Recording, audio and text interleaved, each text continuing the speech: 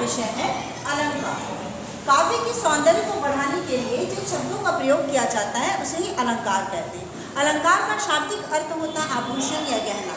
जिस तरह से गहना शरीर को सुंदर बनाता है, उसी तरह से काव्य में कविता को सुंदर बनाने के लिए कुछ ऐसे शब्दों का प्रयोग किया जाता है, उसे ही अलंकार है। अलंकार के दो भेद हैं, शब्दालंकार, अर्थालंकार। आज हम जानते हैं अनुप्रास अलंकार के बारे में।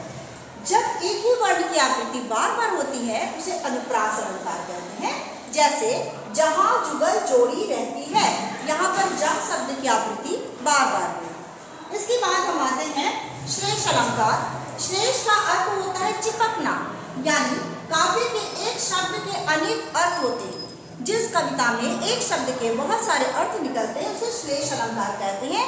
जैसे रहीमन पानी राखिए बिन पानी सब सून, यहाँ पानी शब्द के 3 अर्थ हैं। इसके बाद हम आते हैं उपमा अलंकार। उपमा अलंकार, इसमें दो वस्तुओं के बीच में समानताएं दिखाई जाती है। जहाँ दो वस्तुओं के बीच में बहुत अधिक समानताएं होती है, वहाँ दो वस्तुओं के बीच में उसका समानता दिखाने के लिए, जैसे यहाँ हम कह सकते हैं कि फूल सी कोमल बच्ची, तो यहाँ कोमल बच्ची की तुलना की गई है फूल के साथ, तो इसे कहते हैं उपमा अलंकार। इसके बाद हम आते हैं रूपक अलंकार। रूपक अलंकार क्या है?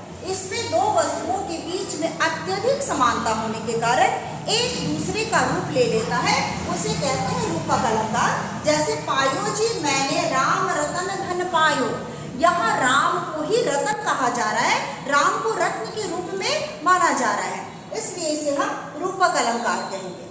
तो ये थे अलंकार और उसके कुछ भेद।